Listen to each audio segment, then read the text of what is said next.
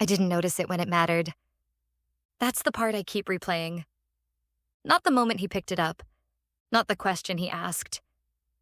Just that small window of time when I could have fixed it, when I could have seen it, when I could have made it disappear. But I didn't. And because of that, everything unraveled in seconds. It was sitting right there, on the bathroom counter, out in the open. Not hidden, not subtle, just there, like it belonged. Like it had always been there.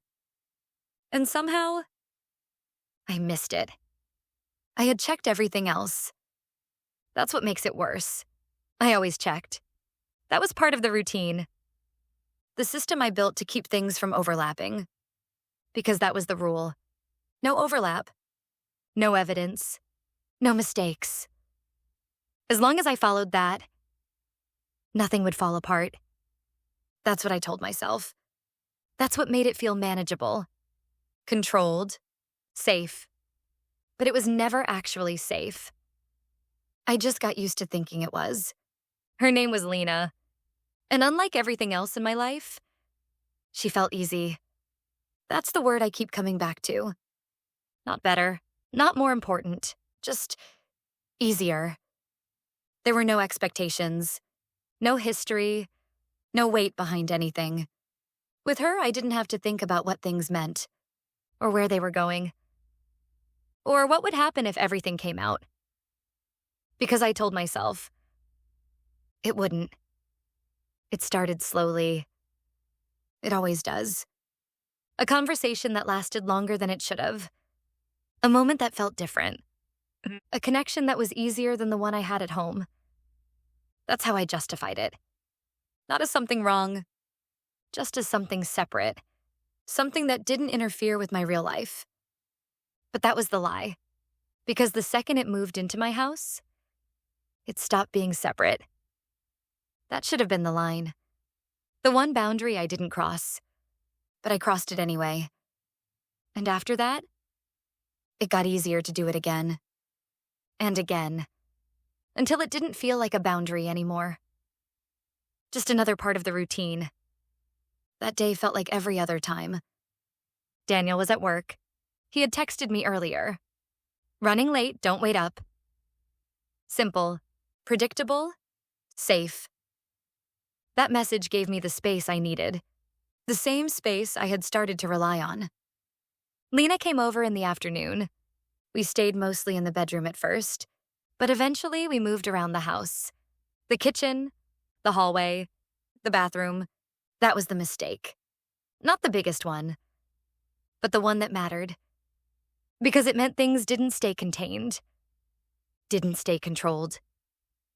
I remember standing at the bathroom sink, fixing my hair, trying to make everything look normal again, like nothing had happened, like I had just been home alone all day. Lena was behind me, talking about something small, something I barely remember now, because none of it mattered, not compared to what came after. She took off her earrings at some point. I didn't notice when. Didn't notice where she put them, because I wasn't paying attention to the right things anymore. That was the problem. I had gotten comfortable. Too comfortable. When she left, everything felt normal, clean, reset, like it always did.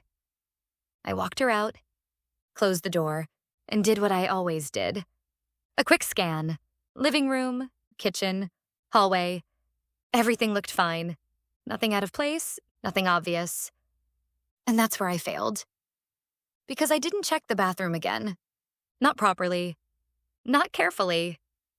I assumed it was fine. And that assumption cost me everything. Daniel got home earlier than expected. Not early enough to be suspicious. Just early enough to catch me off guard. "Hey," he called out. Casual, normal. And for a moment, I believed everything was still okay. That I had gotten away with it again. That nothing had slipped through. Until he walked into the bathroom. I heard the faucet turn on. The usual sounds. Routine.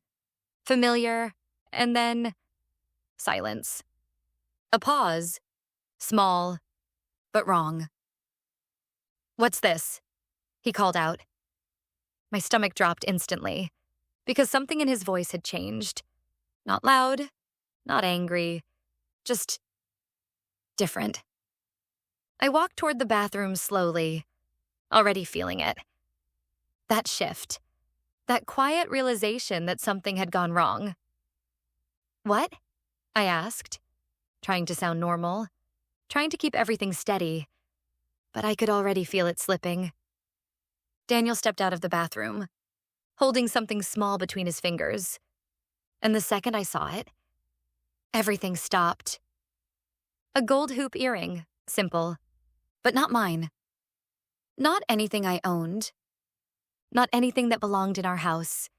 And I knew instantly exactly whose it was. Lena's. "This yours?" Daniel asked. Calm. Too calm.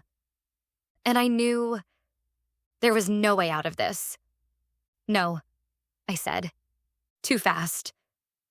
Too automatic. And the second I said it, I felt it. That shift. Because now it wasn't confusion. It was confirmation. Daniel looked at the earring again, then back at me. "And it's not mine," he said. Flat, certain. I didn't respond. Because I couldn't. Because anything I said would only make it worse. "You checked everything else, didn't you?" he asked. That caught me off guard. Because he understood. More than I wanted him to. I started. But I stopped. Because there was no answer that helped me. "You missed one thing," he said. And there it was. Simple. Final. The truth. Silence filled the room. Heavy. Unavoidable. "How long?" he asked. Not "what is this?" Not why. Just how long. Because he already knew. "A few months," I said quietly. The truth. Because lying now didn't matter. Daniel nodded slowly. Like this wasn't a surprise. Just confirmation. "In our house?" he asked. That question hit harder than anything else. "Yes." And something in him shut down. Not anger, not yelling, just distance. Like he stepped away from me completely. "I trusted you," he said. And that was worse than anything else he could have said, because there was nothing to argue with, nothing to defend. Just something I had broken. That night he didn't yell, didn't fight. He just packed a bag.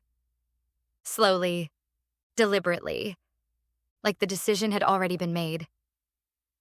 "I'm staying somewhere else," he said, and I didn't stop him.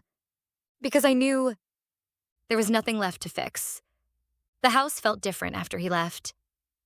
Quieter. Empty in a way it hadn't before. Not peaceful. Just hollow. Lena texted me that night. "Did everything go okay?" I stared at it for a long time. Because now, it didn't feel like anything.